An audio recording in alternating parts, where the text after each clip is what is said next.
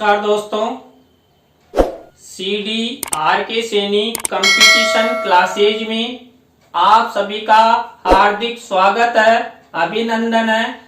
देखिए, हम अधिगम के बारे में अध्ययन कर रहे थे और उस अधिगम के तहत हमने उद्दीपन अनुक्रिया सिद्धांत का अध्ययन किया था, जो एडवर्ड एल थॉर्नडाइक द्वारा प्रतिपादित किया गया था। तो थॉर्नडाइक महोदय द्वारा इस सिद्धांत के कुछ प्रमुख मुख्य नियम और गौण नियम प्रदान किए हैं। तो देखिए, जो प्रमुख मुख्य नियम है वो 3 है और गौण नियम 5 है। तो जो प्रमुख मुख्य नियम एवं गौण नियम है उनका हम इस क्लास में विस्तार पूर्वक अध्ययन करेंगे। तो आप सब मेरे साथ बने रहें CDRK सैनी कंपटीशन क्लास पर। और यदि आपने मेरे चैनल को सब्सक्राइब नहीं किया है तो शीघ्र सब्सक्राइब कर ले, जिससे आप साइकोलॉजी से संबंधित अच्छा ज्ञान प्राप्त कर सके और आप अपने लक्ष्य की प्राप्ति कर सके। तो आइए अब देखते हैं, जो उद्दीपन अनुक्रिया सिद्धांत के अंतर्गत जो थॉर्नडाइक द्वारा प्रमुख मुख्य नियम एवं गौण नियम प्रदान किए गए हैं उनका हम विस्तार पूर्वक अध्ययन करते हैं। उद्दीपन अनुक्रिया सिद्धांत, स्टिमुलस रेस्पॉन्स थ्योरी, जो एडवर्ड एल थॉर्नडाइक द्वारा निर्मित या प्रतिपादित की गई थी। तो इसके बारे में हमने इसके सामान्य परिचय के बारे में, इसके जो प्रयोग है उसके बारे में अध्ययन कर लिया था। तो इसके जो प्रमुख मुख्य नियम है, इसमें पहला जो नियम है उसके बारे में हम अध्ययन करते हैं। देखिए, जो उद्दीपन अनुक्रिया सिद्धांत है उसमें थॉर्नडाइक महोदय ने पहला मुख्य नियम दिया, तत्परता का नियम। देखिए, तत्परता के नियम के तहत थॉर्नडाइक ने क्या कहा, अधिगम की प्रक्रिया में व्यक्ति में अधिगम की अभिलाषा होना ही तत्परता है। देखिए, जो अधिगम मीन्स सीखने की प्रक्रिया में व्यक्ति में अधिगम यानी सीखने की अभिलाषा यानी रुचि होना ही तत्परता है। देखिए, तत्परता से मतलब है, हमने उस प्रयोग में भी अध्ययन किया था कि जब बिल्ली द्वारा उस भोजन की प्राप्ति की तत्परता की गई तो वो पिंजरे में उछल कूद यानी अनुक्रिया करने लगी। उस अनुक्रिया के तहत संयोगवश पिंजरे का जो लीवर है वो दब गया और बिल्ली को भोजन प्राप्त हो गया। तो यहाँ पर जो तत्परता का नियम है वो भी देखिए, यहाँ पर व्यक्ति दिया हुआ है तो यहाँ पर किसी भी प्रकार का जीव भी हो सकता है। तो व्यक्ति में अधिगम की अभिलाषा होना ही तत्परता है। तत्परता अभिलाषा से अधिगम सरल हो जाता है, यानी कि जिस व्यक्ति में तत्परता है या अभिलाषा है, रुचि है, उससे क्या होता है, अधिगम सरल हो जाता है। अधिगम की प्राप्ति पर संतोष यानी संतुष्टि की प्राप्ति होती है। देखिए, यदि किसी भी प्रकार के ज्ञान की प्राप्ति हमें हो जाती है तो हमें संतोष मिलता है, संतुष्टि मिलती है। तो जो उद्दीपन अनुक्रिया सिद्धांत का जो तत्परता का नियम है वो मुख्य रूप से व्यक्ति की अधिगम अभिलाषा, तत्परता, संतोष और संतुष्टि पर निर्भर करता है। यानी कि अधिगम करने के लिए हम सभी में तत्परता होना आवश्यक है। इसके बाद देखिए, जो उद्दीपन अनुक्रिया सिद्धांत है उसके अंतर्गत जो प्रथम मुख्य नियम है तत्परता का नियम, उसके कुछ उदाहरण मैंने आपके लिए हैं और उन उदाहरणों के माध्यम से आप इस तत्परता के नियम को समझ सकते हैं। देखिए, घोड़े को पानी के पास ले जाया जा सकता है लेकिन पानी पीने के लिए बाध्य नहीं किया जा सकता। क्यों नहीं किया जा सकता? क्योंकि घोड़े में यदि पानी पीने की तत्परता, अभिलाषा नहीं है तो हम घोड़े को पानी के पास तो ले जा सकते हैं, लेकिन उसे बाध्य नहीं कर सकते। तो तत्परता का नियम यहाँ पर लागू होता है कि घोड़े में तत्परता नहीं है, इस कारण से उसे पानी पीने के लिए बाध्य नहीं किया जा सकता। देखिए, आपकी परीक्षा में ये प्रश्न कई बार आया हुआ है कि घोड़े को पानी के पास तो ले जाया जा सकता है, लेकिन पानी पीने के लिए बाध्य क्यों नहीं किया जा सकता। उसका मुख्य उत्तर है, आंसर है, कारण है कि घोड़े में तत्परता नहीं है, इसलिए पानी पीने के लिए बाध्य नहीं किया जा सकता। इसके बाद दूसरा उदाहरण देखिए, 2 वर्ष के बालक को क्रिकेट खेलना नहीं सिखाया जा सकता। बिल्कुल सही है, 2 वर्ष का बालक है, वो अच्छी तरह क्रिकेट खेल नहीं सकता, क्योंकि वह उस अधिगम के प्रति तत्पर परिपक्व नहीं है। देखिए, जो अधिगम है ना, वो तत्परता और परिपक्वता पर भी निर्भर करता है। यदि बालक में तत्परता है, परिपक्वता है, तो वो क्रिकेट खेलना सीख सकता है। यदि वो परिपक्व नहीं है, तत्पर नहीं है, तो क्रिकेट खेल नहीं सकता। देखिए, यहाँ पर 2 वर्ष के बालक का ही उदाहरण नहीं लीजिए, 15 वर्ष का बालक भी यदि उसमें तत्परता नहीं है तो वो क्रिकेट खेलना, वॉलीबॉल खेलना आदि नहीं सीख सकता। तो यहाँ पर भी तत्परता और परिपक्वता का नियम लागू होता है। देखिए, इसमें तत्परता ही क्या है, परिपक्वता है। इसके बाद तीसरा उदाहरण देखिए, बालक द्वारा साइकिल चलाना सीखने के लिए शारीरिक एवं मानसिक रूप से तत्परता, रुचि, अभिलाषा होना आवश्यक है। देखिए, जब बालक साइकिल चलाना सीखता है तो साइकिल चलाने की सबसे पहले तो तत्परता होनी चाहिए, अभिलाषा होनी चाहिए, रुचि होनी चाहिए।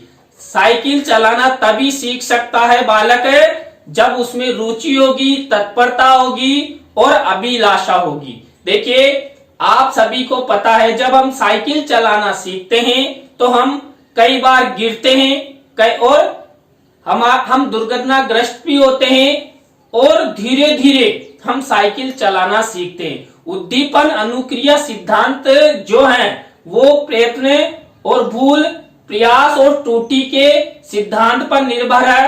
तो यहाँ पर साइकिल चलाना भी उद्दीपन अनुक्रिया सिद्धांत के अंतर्गत ही आता है।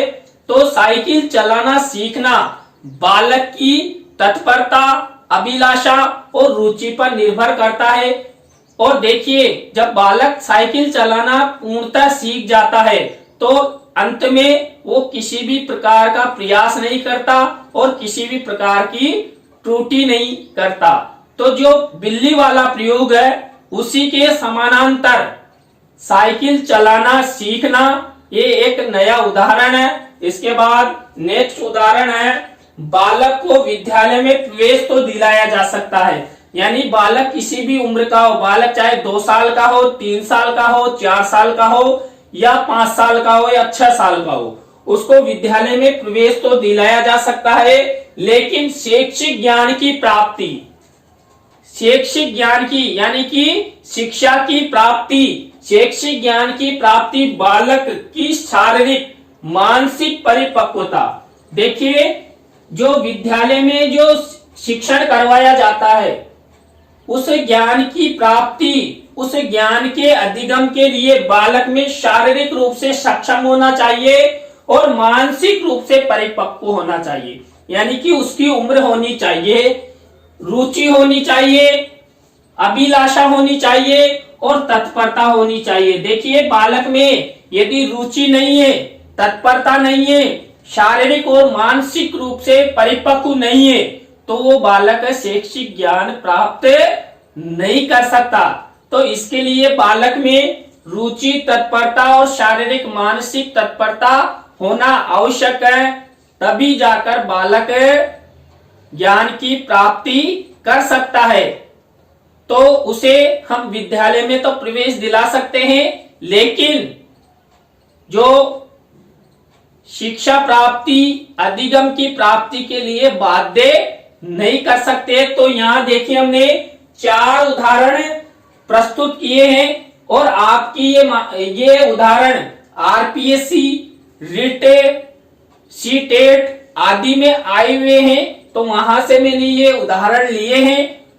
इसके बाद देखिए हम जो प्रमुख मुख्य नियम है उद्दीपन अनुक्रिया सिद्धांत का, उसका जो दूसरा नियम है उसका अध्ययन करते हैं।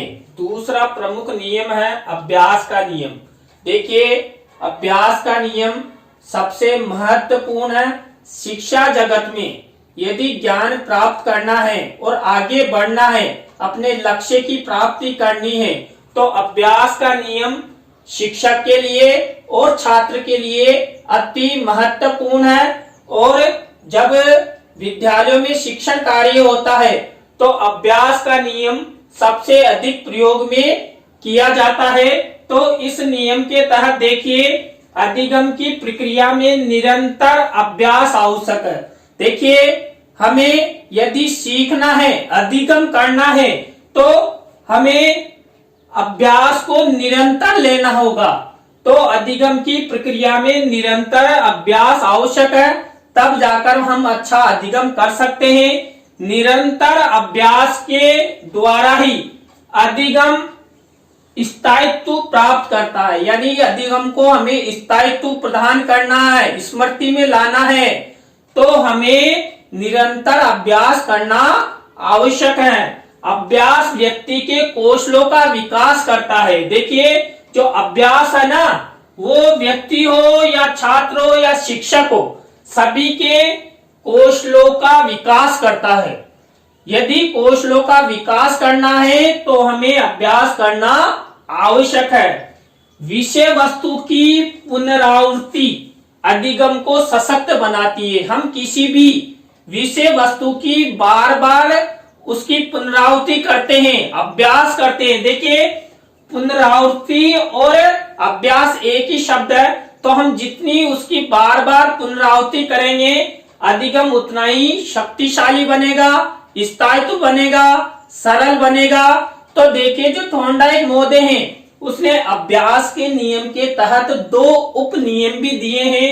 उसमें पहला है उपयोग का नियम। देखिए उपयोग का नियम स्मृति से संबंधित है और ये आपकी परीक्षा में कई बार पूछा गया है कि उपयोग का नियम संबंधित है, स्मृति से संबंधित है। इस नियम द्वारा व्यक्ति अभ्यास का जितना अधिक उपयोग करेगा उतना ही अधिगम सुदृढ़ होगा। देखिए व्यक्ति या बालक या शिक्षक इस नियम के तहत किसी भी विषय वस्तु, ज्ञान, घटना के बारे में उसका जितना अधिक उपयोग करेगा वो उतना ही क्या होगा, अधिगम सुदृढ़ होगा। अभ्यास का उपयोग करने से अधिगम क्या होता है, सरल होता है, निश्चित होता है एवं तीव्र होता है। अब देखिए दूसरा नियम अनुप्रयोग का नियम।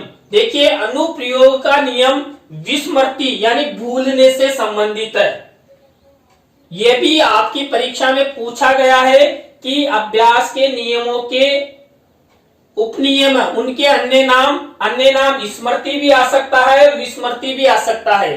तो अनुप्रयोग का नियम संबंधित है विस्मृति से। तो आप ध्यान रखना, यह आपके छोटे छोटे प्रश्न है और आपके लिए बहुत उपयोगी है। आपका एक प्रश्न सही होना आपके लक्ष्य की प्राप्ति में महत्वपूर्ण भूमिका निभाता है। तो देखिए अनुप्रयोग के नियम के तहत इस नियम द्वारा व्यक्ति अभ्यास का प्रयोग नहीं करेगा तो अधिगम की कुशलता समाप्त हो जाती है। यानी कि देखिए अनुप्रयोग के नियम के तहत चाहे छात्र हो या शिक्षक हो या व्यक्ति हो, यदि किसी विषय वस्तु, घटना या ज्ञान का वो उपयोग नहीं करेगा तो धीरे धीरे ज्ञान विस्मृति में चला जाता है, यानी भूलने में चला जाता है। आपने देखा होगा कि कई व्यक्ति ज्ञान का उपयोग नहीं करते, चाहे वो अच्छी डिग्री, अच्छी शिक्षा, अच्छा ज्ञान उनको प्राप्त है, लेकिन वो ज्ञान किसी काम का नहीं है। अब देखिए इसके कुछ उदाहरण मैंने लिखे हैं, उन उदाहरणों को समझिए।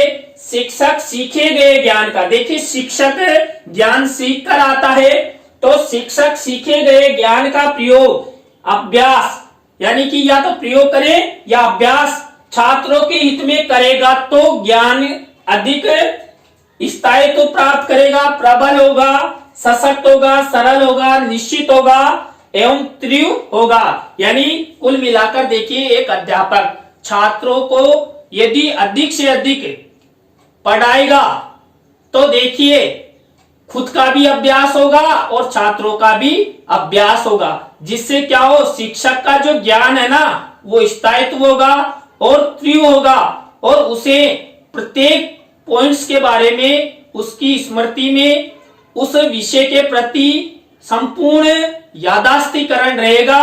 और यदि शिक्षक बनने के बाद आप उस ज्ञान को याद नहीं करते हैं तो देखिए नीचे वाला जो उदाहरण देखिए, छात्र सीखे हुए ज्ञान का अभ्यास नहीं करेगा तो ज्ञान विस्मृत हो जाएगा, यानी भूलने में चला जाएगा। कुल मिलाकर देखिए शिक्षा जगत में देखिए अभ्यास को महत्वपूर्ण माना गया है।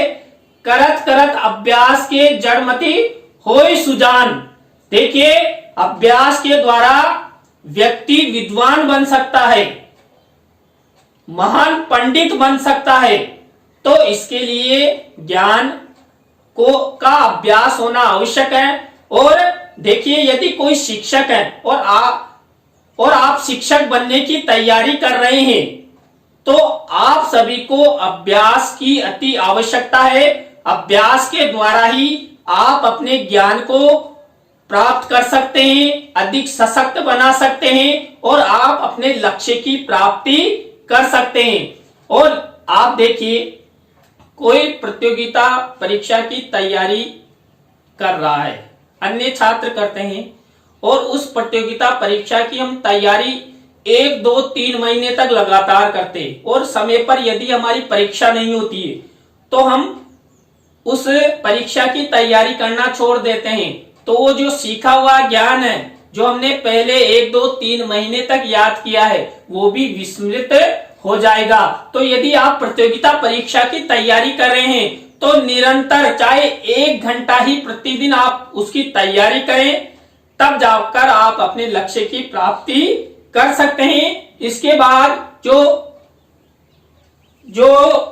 प्रमुख मुख्य नियम है उसके अंतर्गत उद्दीपन अनुक्रिया सिद्धांत का जो 3rd नियम है उस नियम का हम अध्ययन करते हैं। नियम है प्रभाव का नियम। देखिए जो थॉर्नडाइक का ये नियम सीखने की प्रक्रिया में सफलता असफलता, संतुष्टि असंतुष्टि, पुरस्कार दंड, प्रशंसा सुख दुख के महत्व को प्रकाशित करता है। देखिए जो ये प्रभाव का नियम है ना, यानी कि प्रभाव दिखाई देना, यदि बालक को सफलता मिलती है तो अधिगम के प्रति उसका प्रभाव दिखाई देगा और यदि असफलता मिलती है तो अधिगम के प्रति प्रभाव दिखाई देगा। यानी कुल मिलाकर सफलता असफलता, संतुष्टि असंतुष्टि, पुरस्कार एवं दंड में अधिगम का प्रभाव दिखाई देता है। देखिए आगे सफलता, संतुष्टि, पुरस्कार, प्रशंसा अधिगम को सरल एवं प्रोत्साहन प्रदान करते हैं। यानी कि देखिए बालक शिक्षा ग्रहण करता है और शिक्षा ग्रहण करता हुआ यदि बालक को सफलता मिलती है, संतुष्टि मिलती है, पुरस्कार मिलता है, प्रशंसा मिलती है, सुख की अनुभूति होती है, तो बालक का जो अधिगम है ना वो सरल होगा और अधिक अधिगम करने के लिए प्रोत्साहित होगा। और यदि बालक को असफलता मिलती है, असंतुष्टि मिलती है, दंड मिलता है, दुख मिलता है, तो अधिगम क्या होगा, कठिन हो जाएगा और अधिगम के प्रति बालक निरुत्साहित हो जाएगा। यानी कुल मिलाकर जो पॉजिटिव सफलता, संतुष्टि, संतोष, प्रशंसा ये बालक को अधिगम यानी सीखने के लिए प्रेरित करती है, जबकि असफलता, असंतुष्टि, असंतोष, दंड आदि बालक को अधिगम से दूर ले जाते हैं, निराशा उत्पन्न करते हैं। और देखिए आपकी परीक्षा में ये जो मैंने सफलता, असफलता, संतुष्टि, असंतुष्टि, पुरस्कार, दंड आदि जो लिखा है, प्रशंसा, सुख का अनुभव, दुख का अनुभव, ये सब आपकी परीक्षा में पूछे गए हैं। तो आप इन्हें अच्छी तरह ध्यान रखें कि जो प्लस पॉइंट यानी कि अधिगम का प्लस पॉइंट तो क्या है, सफलता, संतुष्टि, पुरस्कार, प्रशंसा, और अधिगम का माइनस पॉइंट क्या है, असफलता, असंतुष्टि, दंड, दुख आदि ये अधिगम के माइनस पॉइंट हैं। इसके बाद देखिए उदाहरण, कक्षा में प्रथम स्थान प्राप्त बालक को पुरस्कार प्रदान करने पर बालक अधिगम के प्रति अधिक प्रोत्साहित होगा। देखिए यदि कोई बालक कक्षा में प्रथम स्थान आता है तो बालक और उसको पुरस्कार प्रदान कर दिया जाता है तो बालक अधिगम के लिए, अधिगम के प्रति और प्रोत्साहित होगा, वो और अधिगम करेगा, और अधिक सीखने की वो कोशिश करेगा। और यदि देखिए यदि बालक कक्षा में प्रथम स्थान आ जाता है और उसको हम पुरस्कार या प्रशंसा नहीं करते हैं ना, तो उस बालक में अधिगम के प्रति निराशा उत्पन्न होती है कि यार मैं प्रथम स्थान आया, मैंने इतनी मेहनत की, लेकिन मुझे पुरस्कार के रूप में एक पेन भी नहीं दिया गया। तो यहाँ पर अधिगम के प्रति निराशा उत्पन्न होती है। दूसरा उदाहरण देखिए, शिक्षण के दौरान छात्र यदि सुखद अनुभव करते हैं यानी सुख की अनुभूति करते हैं तो अधिगम अधिक प्रभावी होता है। देखिए जब एक अध्यापक कक्षा कक्ष में पढ़ाता है और अध्यापक के द्वारा पढ़ाए हुए ज्ञान से छात्र संतुष्ट होते हैं, संतोष प्राप्त करते हैं, सुख की अनुभूति करते हैं, तो जो अधिगम होता है ना वो प्रभावी होता है। और यदि शिक्षण के दौरान छात्र दुख का अनुभव करते हैं तो अधिगम प्रभावी नहीं होगा, यानी जो अधिगम है उसके प्रति छात्र निरुत्साहित होंगे, उनमें निराशा होगी। तो देखिए अध्यापक के द्वारा जब भी कक्षा कक्ष में ज्ञान प्रदान किया जाए तो ज्ञान ऐसा प्रदान किया जाए, प्रभावी ज्ञान प्रदान किया जाए जिससे छात्रों में संतुष्टि हो, संतोष हो और उस विषय वस्तु के प्रति छात्र पूर्ण रूप से ज्ञान प्राप्त कर सके। तो छात्र अधिगम के लिए और अधिक लालायित होंगे, रुचि रखेंगे और ज्ञान को और आगे बढ़ाने के प्रति वो कुछ न कुछ कोशिश करेंगे। तो आज की क्लास में हमने जो उद्दीपन अनुक्रिया सिद्धांत है जो एडवर्ड ए थॉर्नडाइक द्वारा दिया हुआ था, तो थॉर्नडाइक महोदय द्वारा इस नियम के प्रमुख 3 नियम, मुख्य नियम प्रतिपादित किए थे। उन नियमों का अध्ययन किया। पहला तत्परता का नियम, दूसरा अभ्यास का नियम और थर्ड है प्रभाव का नियम। और देखिए जो थॉर्नडाइक द्वारा जो गौण नियम प्रदान किए गए थे, उन गौण नियमों को हम जो हमारी नेक्स्ट क्लास होगी उसमें हम विस्तार से अध्ययन करेंगे। तो यदि आपको मेरा वीडियो अच्छा लगता है तो आप इसे लाइक करें, कमेंट्स करें और शेयर करें। तो CDRK सैनी कंपटीशन क्लासेज की ओर से आप सभी को बहुत बहुत धन्यवाद।